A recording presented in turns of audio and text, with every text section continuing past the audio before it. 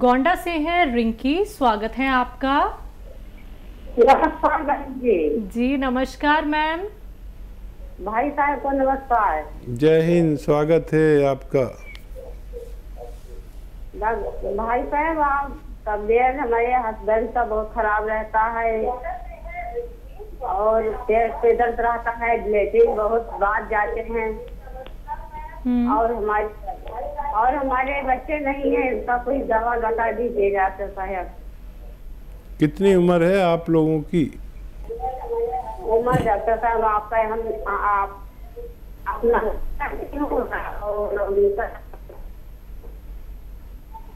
Ma'am दोबारा से उम्र बताइए। मैम नेटवर्क में आके बात कीजिए। हस्बैंड का उम्र कि अपना उम्र? दोनों का। 40 40-45 का होंगे डॉक्टर साहब। ठीक है जी। अच्छा देखिए, जो भी स्त्री पुरुष मेरी बात सुनते हैं, प्रोग्राम देखते हैं, वो समझ लें कि स्त्रियों के लिए महीना होना ज़रूरी है बच्चा पैदा करने के लिए। अगर मेंसेस नहीं होते हैं तो सबसे पहले मेंसेस होने का दवा लेनी चाहिए। पुरुषों के लिए ये ज़रूरी है कि उनके वीर्य में कीटाणु होना ज़रूरी है, और वो भी एक बड़ी मिकदार में, और इनका टेस्ट कराना ज़रूरी है। अगर ये सब ठीक है और उसके बावजूद कोई बच्चा नहीं होता है तो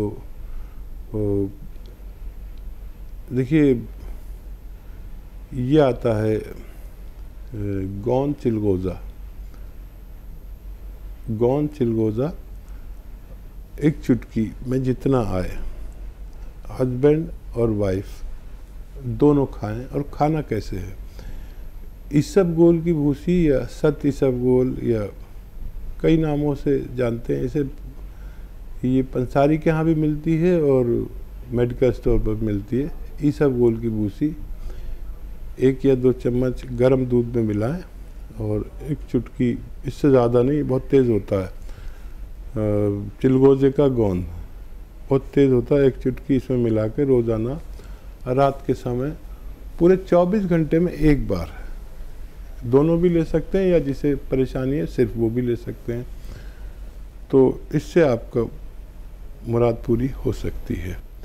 अगर बार बार लैट्रिन जाना पड़ता है उन्हें, अगर लैट्रिन ज़्यादा आती है तो उनको चाहिए कि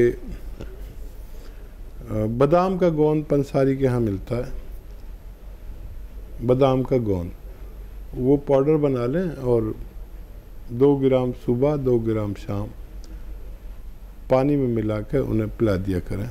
उनकी ये परेशानी भी अच्छी होना मुमकिन है। लेकिन गोंद चिलगोज़ा असली लें, समझ कर लें, उसमें अक्सर नकली मिलता है। अगले कॉलर हैं हमारे साथ बिजनौर से शशि जी, स्वागत है आपका। जी मैडम नमस्ते। जी नमस्कार मैम। सर मेरी कल की बात हुई थी के बारे में बोल सकती है। उसे जो पहले तो आपने बताया था वो जो वो नाव वाली थी सबिस्तान, तो उसमें मैंने रिसोड़ा मंगवा लिया। वो रिसोड़ा सबिस्तान एक ही है, अलग अलग है सर? एक ही है। एक ही है जी। जी सर, तो सर एक बात करनी है आपको मेरे पोती के बारे में भी और अपने भी। इसके दिक्कत है, एकदम सांस है कर रही हो, तो आपसे दवा पूछी थी कल मैंने।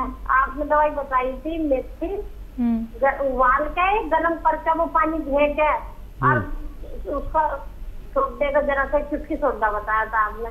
ये हफ्ते टाइम बहुत करे, जब खाना बैठेगी जब भी ज्यादा करेगी, ऐसा करेगी, बहुत परेशान नहीं हो। इसके पेट में भी दर्द रहता, लीवर में दिक्कत हो गई थी। इससे पहले छोटी सी फैट बढ़ रहा था इसका वजन, पर वजन अब भी बढ़ रहा है इसका। जैसा कोई तली वाली चीज खा ले है क्या कैडी खा ले तो इससे दर्द होता है पेट में।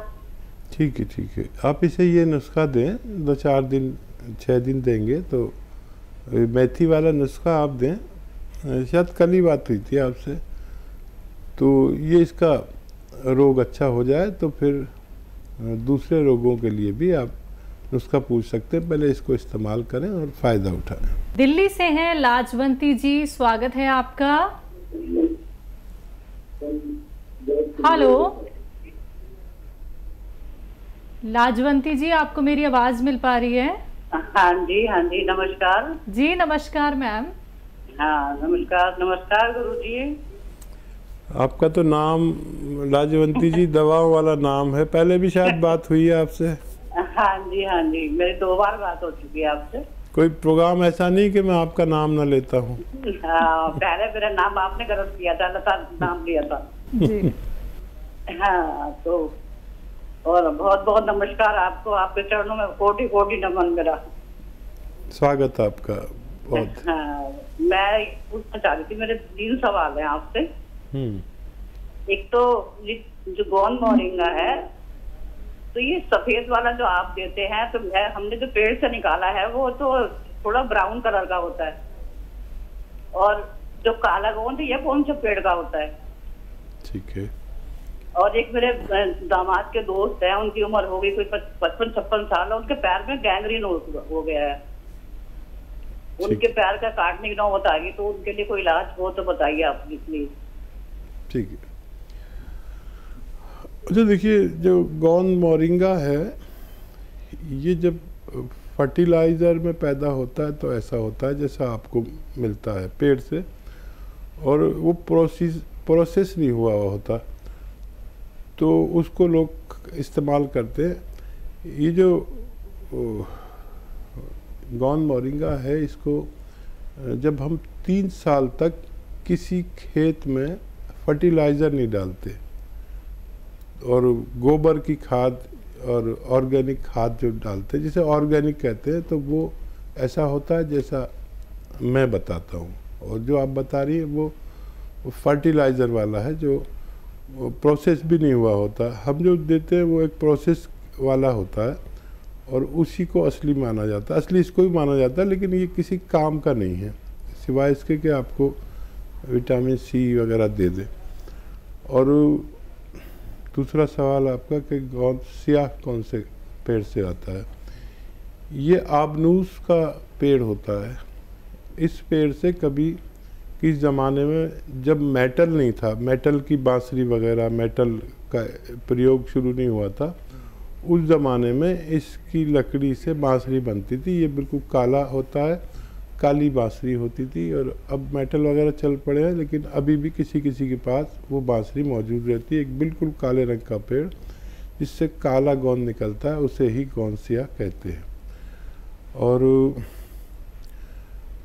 एक कोशिश कर सकते हैं, वादा कुछ नहीं, उनको डॉक्टरों की दवाओं के साथ आप अलसी को हल्का सा भून लें और 1 चम्मच अलसी खिलाएं मरीज़ को, और 1 चुटकी नमक ज़ैतून, 1 चुटकी खाने का सोडा 2 गिलास पानी में मिलाकर 1 चम्मच अलसी दें। 1 टाइम दिन में या 2 टाइम लगातार दें। कुछ फ़ायदा हो तो हमसे आप बात करते रहें, वरना आप डॉक्टरों की बात मान सकते हैं। नूर मोहम्मद अंसारी जुड़ गए हैं हमारे साथ, स्वागत है आपका सर। हकीम साहब अस्सलाम वालेकुम। वालेकुम सलाम। आपके ज़हूर साहब खुशामदीद, जहे नसीब, आपसे बात हो रही है, बताइए। हकीम साहब, मतलब मेरा ये है कि जैसे एक बच्ची है, मतलब उसके मतलब क्या है, जो 3-4 तो बच्चे हो गए थे, मतलब उसके जो दूसरा बच्चा होता है ना, जब से मतलब 7-8 साल हो गया, तो उसके बच्चे दाने बाहर आ रही है। तो उसके लिए धनिया, अलसी, आंवला की डोडे और चिलगोंजा गोंद मतलब दे सकते हैं, तो उससे फायदा होगा और कुछ देना उसको। और दूसरा सवाल ये है हकीम साहब, मतलब मैंने मतलब सब जगह ट्राई कर लिया, कोई ना लहसुन का जूस ना अदरक का जूस कोई भी निकाल के नहीं दे रहा। मतलब 4-5 पेशेंट है, उनको देना है, तो उसके लिए कुछ बता दो भाई कैसे निकलेगा कैसे नहीं निकले। और दूसरी बात, अगर वो दयावती जी से अगर बात हो जाती तो वो नुस्खे भी वही बता देती भाई कैसे निकला कैसे नहीं निकला। ठीक, ये 2 सवाल है हकीम साहब जी। अच्छा देखिए, वो जो नुस्खा आपने दे रहे हैं उसमें विशेष ख्याल ये रखिए कि उसमें उन्हें एक ही बार वो नुस्खा दें जिनकी बच्चेदानी बाहर को आ गई है, और उसमें एक चुटकी ही ये वो जो मैंने गोंद बताया चिलगोजे गोंद, वो बस एक चुटकी ही देना है पूरे 24 घंटे में उस नुस्खे के साथ। तो ये शुरू करेंगे तो उनको फ़ायदा होना मुमकिन है। और एक बात ख्याल रखें कि दयावती जी ने खुद कहा था, और मैं भी बताता हूँ कि लहसुन को पीसा भी जा सकता है, लेकिन पानी में नहीं, सिरके में पीस लें, सिलबट्टे पे पीस लें या जैसे भी आप पीसें। और अदरक का जूस तो उसी में निकल आता है जिससे आप गाजर का जूस निकालते हैं ना, उसी में अगर गाजर की जगह अदरक डाल दें तो उसका जूस निकल जाता है। ये तरीका है। और दयावती बहन ने तो सुन ही लिया होगा, मुमकिन है इस प्रोग्राम में या अगले प्रोग्राम में उनकी कॉल आ जाए। वो लोगों को बहुत फ़ायदा कर रही है। और ये मशीनें आती हैं, कोई निकाल के नहीं देगा, मशीनें आती हैं जो प्रोफेशनल यूज़ के लिए होटल वाले यूज़ करते हैं, तो उसको आप लेंगे तो ये सब बहुत आसान है। पहले मैं भी परेशान रहता था कैसे निकालें, फिर वो मशीन मिली, फिर तो हमने प्लांट लगा लिया। तो इस तरह से आप इस्तेमाल करा सकते हैं। लखन लाल जी हैं एमपी से, स्वागत है आपका। हेलो जी सर। सर मैं सेरोसिस के बारे में पूछना चाहता हूँ। सोराइसिस, हाँ ठीक है जी। देखिए, एक ऐसा रोग जो देखने में ऐसा लगता है जैसे माता निकल आई, चेचक माता कहते हैं ना, जगह जगह दाने दाने दाने। वो माता तो 2-4-6 दिन में ठीक हो जाती है, 10 दिन में। ये ठीक नहीं होती, ये निकलती ही रहती है, निकलती ही रहती है। इस ऐसे रोग को हम सोराइसिस के नाम से जानते हैं। तो इस रोग में एक नुस्खा काम करता है बड़ा अच्छा, और उसको कहते हैं नमक जैतून। ये क्योंकि स्किन रोग के लिए बहुत अच्छा है, तो इसको इस्तेमाल का तरीका ये है कि एक चुटकी नमक जैतून पानी में मिलाकर, 2 गिलास पानी मिलाकर पूरे दिन में एक बार पिया जाए, और एक ही बार पीते रहें 10-15 दिन तक। उससे फ़ायदा शुरू हो जाए तो एक ही बार रखें, कम फ़ायदा हो तो 2 बार भी ले सकते हैं।